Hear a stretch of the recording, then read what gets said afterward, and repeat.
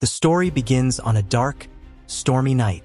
At a desolate train station, the rain and storm were relentless, and a few travelers were trapped inside.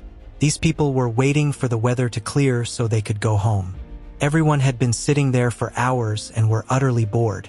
Suddenly, the atmosphere changes. A man in the group notices a pattern on a girl's t-shirt. It was a chess pattern. Seeing this reminds him of something, and he starts telling everyone his story. It's a story of obsessive defeat and a match played between life and death. The story takes us back several years, to a day that changed the history of chess. It was a special exhibition match the whole world was watching. On one side sat Akira, the world chess champion, a genius who had dedicated his entire life to the game. On the other side was not a human, but an advanced supercomputer named Super Blue. The tension in the room was immense. The match was completely uneven because Akira, being human, could calculate maybe 3 moves per second. But Super Blue, the machine, could think 200 million moves per second. The pressure on Akira was immense. He was playing not just for himself, but for the pride of all humanity.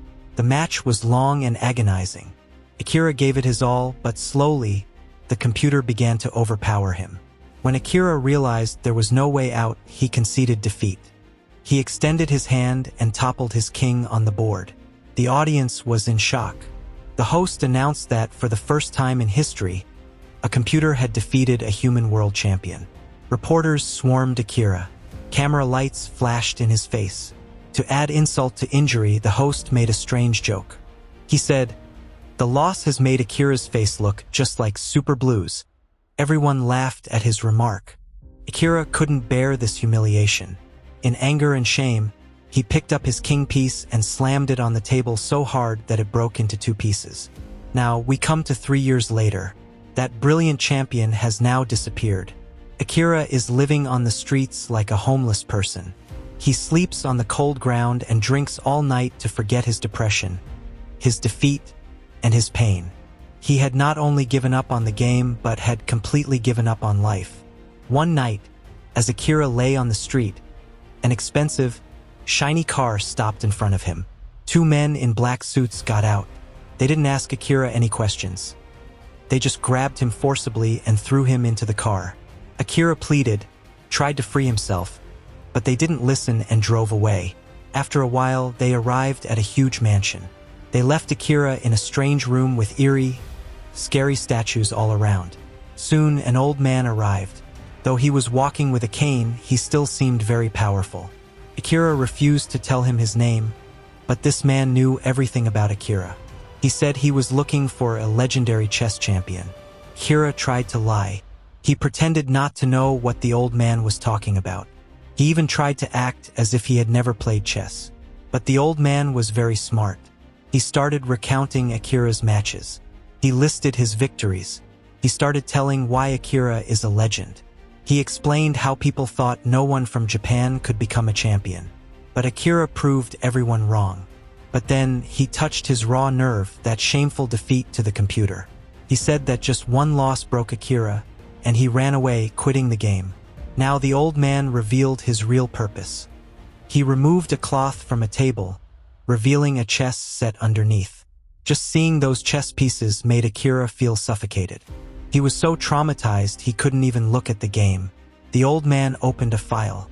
It contained clippings of Akira's entire life. His wins, his loss, photos of him lying on the street. Akira could no longer hide. He was caught. Then the old man made a demand. He explained that 3 years ago, he had bet a lot of money on Akira's victory, which he lost. Now, he wanted to recover his losses. Since Akira didn't have money, he couldn't repay him. So the old man said that instead of money, Akira would have to play chess with him. Akira flatly refused this too.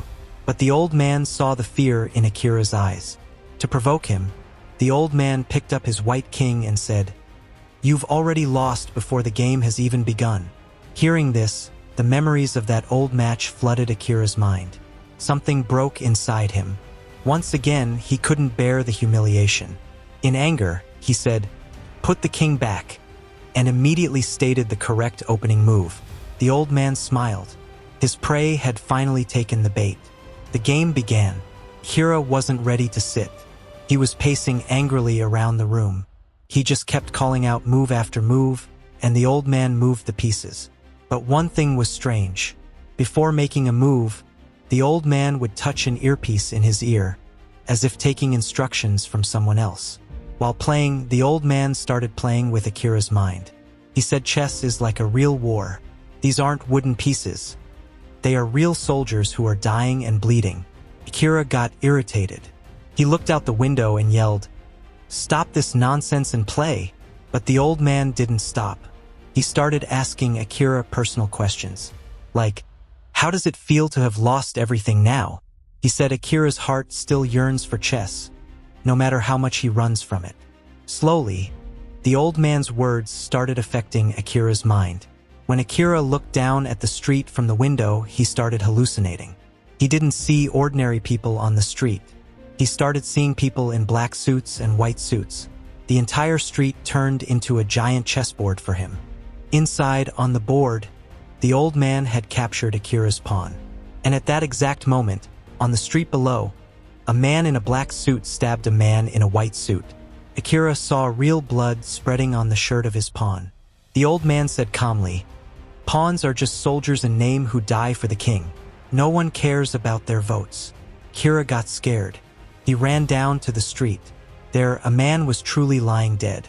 Akira pulled the knife from his chest.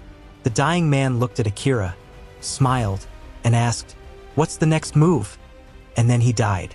Suddenly, all the other people in black and white suits left, and Akira was left alone, sitting next to the corpse with the knife in his hand.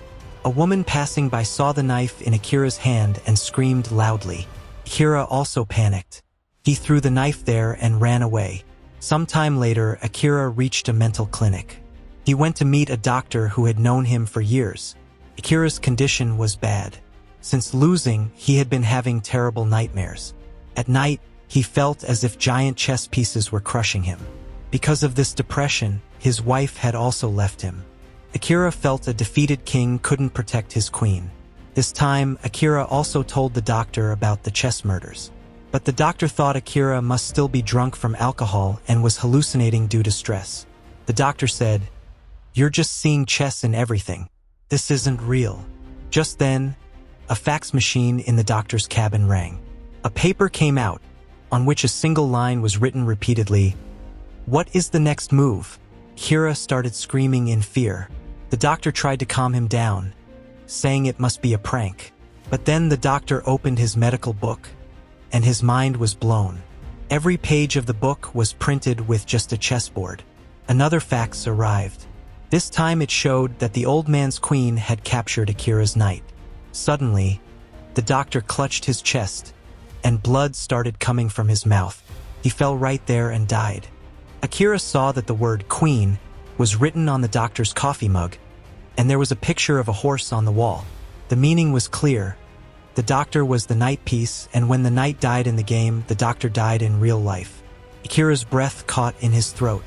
The door opened, and a woman dressed as the Black Queen was standing there. She walked towards him and asked, "What is your next move?" Akira ran from there. As soon as he fled, the fax machine behind him went crazy. It was now spitting out many papers with chessboards. Running through the hospital corridor, Akira met a child who was drawing at that time. The child also asked him the same thing. "What's the next move?" Akira thought he would play a move where his king would be saved. But when he told the child the move he had thought of, the child showed him a drawing that if he played that move, his king would die. He remembered that, in the game, the king is actually himself. Knowing this, his mind was completely shaken. He was seeing blood, chess pieces, and that old man everywhere. He ran to the parking lot. He jumped into a white car. While putting the key in, he saw the keychain was in the shape of a bishop. The car started but didn't go straight. It was moving diagonally, exactly like a chess bishop. Akira understood that the parking lot had also become a game board. He got out of that car and ran towards another car whose keychain was a rook. But that car wouldn't start because it wasn't its turn yet. Just then, a black car came speeding from the front and slammed hard into Akira's car. Akira somehow survived. When he got out, he realized that a rook is also called a castle. If his rook was gone, it meant his castle was gone. Castle meaning his home. He ran to his old house and saw a for sale board there. His house was also gone in this game. Now Akira understood a terrifying thing. If the knight died, the rook was gone. Then the next target was the queen. And for Akira, the queen was just one person, his wife. To save his wife, Akira now stopped running from this game and returned to that mansion. He said, "I want to quit the game." The old man coldly said, "If you want to quit, then remove your king from the board." This time, Akira looked at his king piece. He remembered the defeat from 3 years ago. That shame, that burning feeling. He decided he wouldn't be that person this time. He sat at the table and said, "I will finish this game." For hours, the two kept playing. The outside world disappeared. Only the board remained. Akira showed the focus that had been missing for years. Finally, Akira saw a path to victory. He said, "Checkmate in 2 moves." He told the old man to resign. The old man smiled. He said, "I've seen it. But the question is, are you ready to make one more sacrifice?" Before Akira could understand anything, guards grabbed him and blindfolded him. They dragged him to a new location. When the blindfold was removed, Akira found himself standing in a large stadium. The stadium floor had also been transformed into a huge chessboard. There too, instead of pieces, real people were standing. The old man's voice echoed on the speakers. He said this was the perfect place for the final match. He explained that chess is a very cruel game where the king has to watch his soldiers die. Akira looked at the board. He could easily win if he moved his knight forward. But when he looked carefully, if he moved his knight forward to save his own life, his queen would be left open to the enemy's attack. The guards removed the mask from the face of the white queen standing in front. It was his wife. His wife was tied up with ropes. A cloth was placed over her mouth, and next to her stood a black rook, a man with a sharp knife in his hand. Akira was devastated seeing his wife in this state. To save her, he tried to run towards his wife, but immediately a sniper fired a bullet into the ground. The old man said if the rules are broken, death will follow. Now Akira had 2 paths. The first path, he moves with the knight and wins the game, but his wife, the queen, will be killed. The second path, he saves his wife but loses the game. His wife was crying at this time. She was shaking her head, saying no, no, but she couldn't speak. Akira stood there trembling. He remembered his old thought. A defeated king cannot save the queen. But today he had decided he would change this thinking. Akira did not play the winning move. He moved the king piece forward right in front of the enemy rook. By saying this, he would lose the game. But he wasn't afraid now. The enemy rook moved forward and plunged the knife into Akira's stomach. Akira fell to the ground in pain. He had sacrificed both his life and his game for his queen. He lay on the ground waiting for death. Then he heard something, the sound of applause. He opened his eyes. The old man was clapping. The guards were also clapping. Even those enemy pieces were clapping. Even his wife was clapping while crying, though she wasn't smiling. Akira was confused. The door opened, and that dead pawn came back. The same man who had died earlier on the street in the form of a pawn. Behind him, that doctor also returned, the one who had died in the form of the knight. They were completely alive and fine, and the blood that had come from their mouths was now clean. Akira touched his stomach. There was no wound there. Here, the black rook laughed and showed that the knife was fake. Its blade retracted inside. The doctor helped Akira up and told him the whole truth. This kidnapping, this murder, these hallucinations, this car crash, this stadium, it was all an act. Everything that was seen here was a drama. It was planned by the doctor himself. Now the old man came forward and told Akira that he is Akira's biggest fan. He is very rich but ill. He doesn't have much time left. He admitted that 3 years ago, Super Blue Computer was built by him. But when he saw a machine defeating a human, it bothered him. He wanted humanity to win, and for humans to always remain strong. And here, the old man revealed another big twist.